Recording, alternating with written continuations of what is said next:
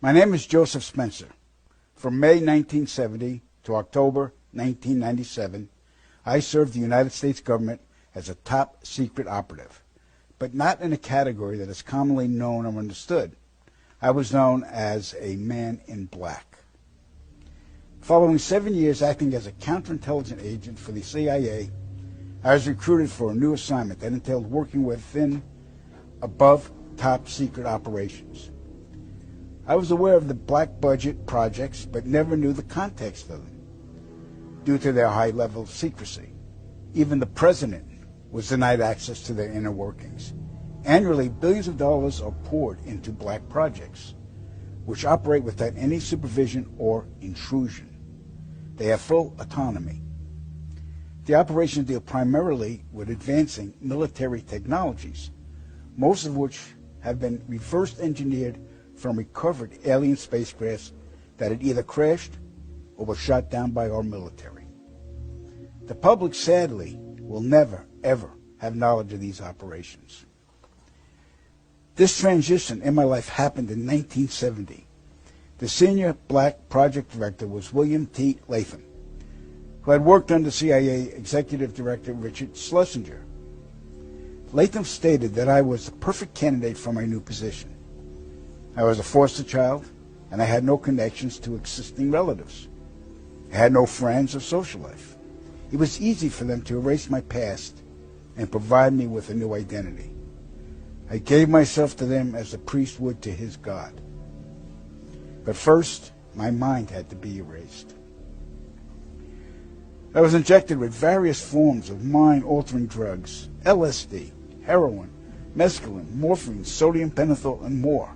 Drug-induced hypnosis followed with antegrade and retrograde amnesia. The goal was to program me to do two things: kill and forget. After 9 months of programming, I had become a man in black. What I later discovered was that not all the men in black were human. About a third were alien hybrids. Their distinctive feature was the absence of whites in their eyes, giving the impression of empty eye sockets. This unsettled me, and it took months to adjust to the reality of alien integration. My assignments largely dealt with UFO sightings and crash sites. In August of 1971, I witnessed my first UFO crash site just north of Edwards Air Force Base in California. Inside the craft were 3 grayed humanoids, 2 dead, 1 still alive. Also in the craft was a human female abductee. The alien humanoids were transported to the base, but 2 witnesses had arrived before us and took several photographs. The first surrendered his camera, but the second fled. When we apprehended him, he resisted, and I was ordered to silence him, which I did. The killing of witnesses was executed with a wand that acted very much like today's taser, but the voltage from the wand would cause immediate cardiac arrest, and the victim's death would be attributed to natural causes. We silenced countless victims, not only men, but women of all ages and even teenagers. The following day, after each kill, our memories were reset so we would have no recollection of the murders. A good majority of the victims were ufologists and whistleblowers. Among the ufologists I personally silenced were Paul William Cooper, Milton Vigay, Claude Monroe, Anthony Vargas, and noted documentarian Samantha Willis. When my wand malfunctioned with Samantha, I resorted to strangulation. She fought for her life for almost 2 minutes. In recalling this act, I stared into her pleading eyes for the entire duration with absolutely no remorse, guilt, or feelings. That was how effective the mind conditioning was. And it's her face that haunts my dreams more than anyone's to this day. So they stuffed out a documentarian? Yep. Well, that's not good to hear. Yeah. All right, we're going to move on. In 1954, Dwight Eisenhower signed what's known as the Granada Treaty with the alien gray race. In exchange for shared alien technologies, the the Greys were allowed to abduct a number of humans annually for medical examination. The Greys also demanded anonymity from the public. A short time later, human technology took a giant leap forward with circuit chips, fiber optics, and lasers. The grounded treaty is still active today, but the number of human abductions has increased, despite objections from the world governments. Now, the really interesting part. Every year, at least 8 million children go missing in the world. I can attest that 1/3 of them are abducted by government operatives and transported to any one of the 1,477 underground military installations on the planet, then imprisoned for the remainder of their lives. The children are subjected to biological and genetic experiments, dissections, and mutilations performed not by human scientists, but an alien Grey species. During my stay at the Vanguard Underground Base north of Phoenix, Arizona, I witnessed many of these procedures. Because there was no form of anesthesia administered to the young patients, the halls reverberated with the screams of tortured children from morning to night. The ones that perished were incinerated in the installation's crematoriums. My point of contact at this base was Lieutenant Colonel Charles T. Leninger, and he was a human-alien hybrid. And get ready for this. In 1994, the World Population Summit in Cairo, Egypt, had 160 nations participate, where they all agreed that the human population was out of control and must be stopped because the world is running out of resources. An agreement was formed that would mandate the reduction of humans from 6 billion to 800 million by the year 2030. This meant finding a method or methods to wipe out nearly 95% of the population. Solutions were discovered, investigated, tested, then created, and have been in full force since. The procedures have been inflicted onto the human race are as follows. 1.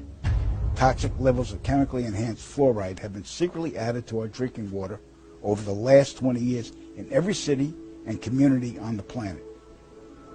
I personally oversaw the delivery of fluoride barrels to Denver, Chicago, Tampa, and Minneapolis water departments. The adverse effects of fluoride poisoning to the human body are numerous and debilitating. The effects to children is damage to their neurological development, among other serious ailments. 2. Man-made viruses and diseases. The AIDS virus, which was a designer byproduct of the American Disease Institute, was distributed through vaccines to the public in 1980. Instituted as a preliminary population control tactic, the results were successful and led to more lab-produced viruses that have since been unleashed onto the public. Among those is the development of a mutated version of the common flu to replicate the 1918 influenza pandemic that killed 40 million people. The first strain of this new flu virus will be released to the public in late 2017. So if we see a flu outbreak in the late 2017 or early 2018 that's killing people, we'll know this is true. Right.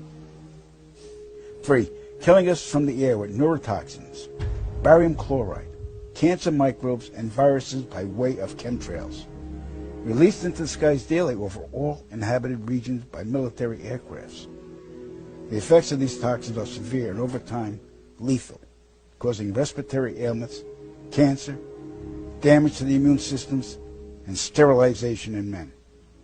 Since the chemtrail plan was implemented, sperm count in men has dropped nearly 50%.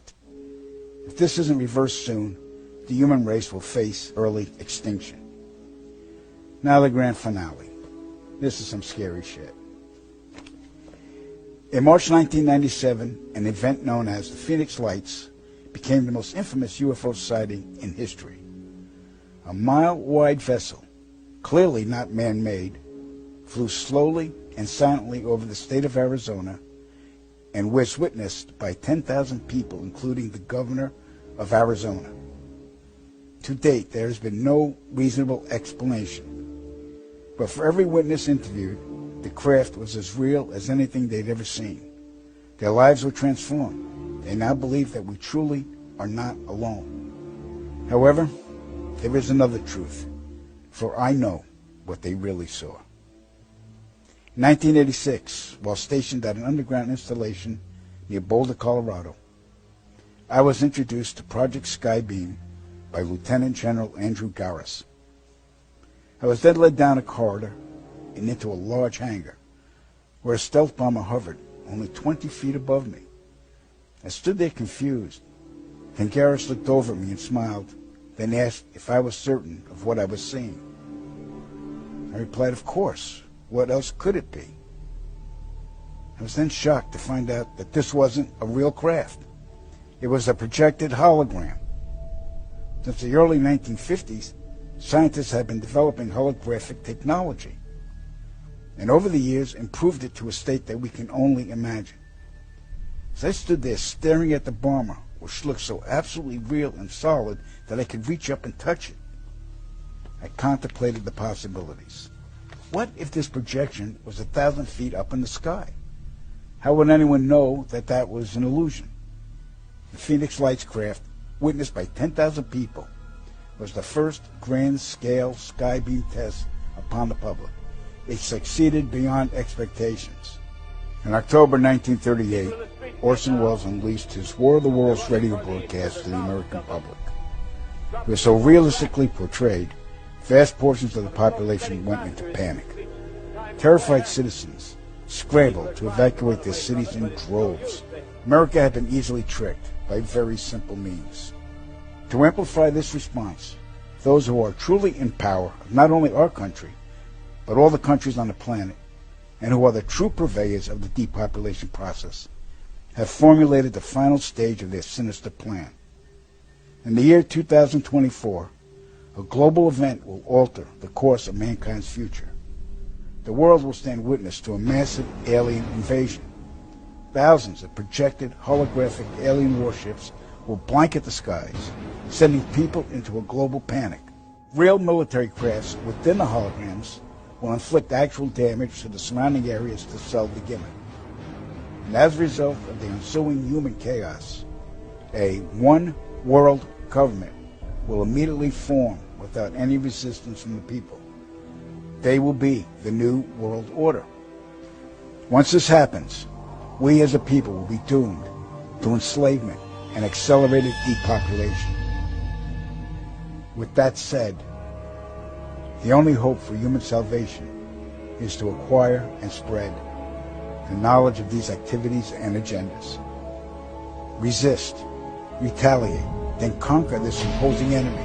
The time is now, as humanity is rapidly approaching its final days.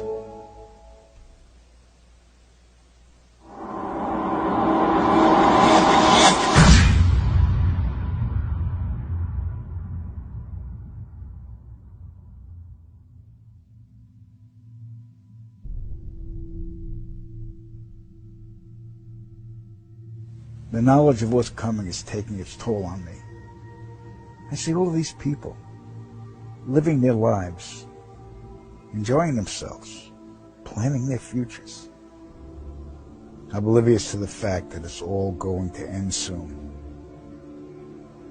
Here I am at a park where children are playing, and in the skies above, I can see the chemtrails, poisoning the air and slowly killing us all in plain sight. I've never felt so helpless. I want to scream out to the world, but I'd only be laughed at, ridiculed. When Claire said the memoirs were a fabrication, I secretly wished she was right. Then I could sleep at night. But I know, beyond a reasonable doubt, that it's all true. That Joe was being completely forthright. I saw it in his eyes. I heard the tremor in his voice when he spoke about it. It didn't come off as an admission. It was more of a deeply concerned confession. He was scared for us all. And that says a lot, coming from a man who was a government assassin.